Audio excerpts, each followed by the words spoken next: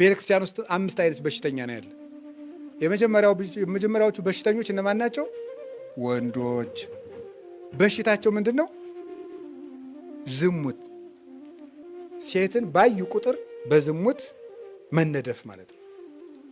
ይሄ በሽታ የወንዶች ችግር ነው ይባላል። አይቶ መውደቅ፣ አይቶ መመኘት። ሁለተኞቹ በሽተኞች እነማን ናቸው? ሴቶች። የእነሱ በሽታቸው ምንድን ነው? ትውዝፍት፣ ጌጥ ማብዛት ማለት ነው። ጌጥ ማብዛት፣ ይህ ደግሞ የእነሱ በሽታ ነው። አሁን ምንም የጆሮ ጌጥ አልበቃቸው ብሎ ያፍንጫ ጀምረዋል። በጣም እኮ የሚገርም እኮ ነው።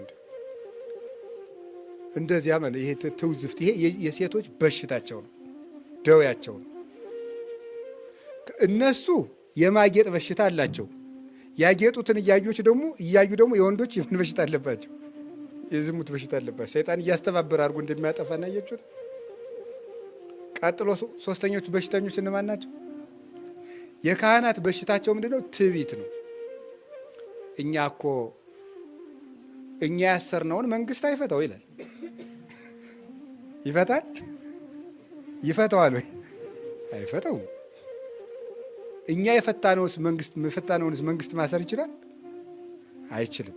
እግዚአብሔር ይፍታ ካልኩት ና ወይን ቤት ግባ ቢለው እግሩን ነው የሚያስረው። ነፍሱን ማሰር አይችልም እኔ እግዚአብሔር ይፍታ ካልኩት። ስለዚህ እኛ እኮ እንዲህ ያለንን አይምሯችን ረቂቅ ይላል ትርጓሜው እኮ ነው። እግዚአብሔርን የሚያሰላስል ስለ እግዚአብሔር የሚያስል ስለ እግዚአብሔር የሚናገር ስልጣናችን ምጡቅ ይላል። ተወዳዳሪ የሌለው ማለት ነው። ባላንጣ የማይነሳበት የምርጫ ጊዜ ምናምን የለም እኮ። ክህነት ከያዝከው ይቀጥላል። እንዲህ እያሉ ይታበያሉ። በሽተኛ ነው። ይሄ በሽታ ነው። ጥሩ ነው እያልኩ አይደል፣ በሽታ ነው። አራተኛው በሽተኛ ማን ነው? መነኮሳት ነው። የመነኮሳት በሽታቸው ደግሞ ምንድነው? ስስት ነው። ስስት ማለት ምንድን ነው? መነኩሴ ዝም ብሎ ያየውን ዕቃ ሁሉ ስጡኝ ማለት ለምን ይመስላችኋል? ስለሌለው እና መጽሐፈ መነኮሳት ምን ይላል? ከሰው ቤት አትሂድ፣ ከሄድክ ዘንድ ያየውን ዕቃ ምን ትላለህ? ስጡኝ ትላለህ ይላል። በቃ ጾር ሆኖብኛል ይላል። መጣና ጾር ሆኖብኛል።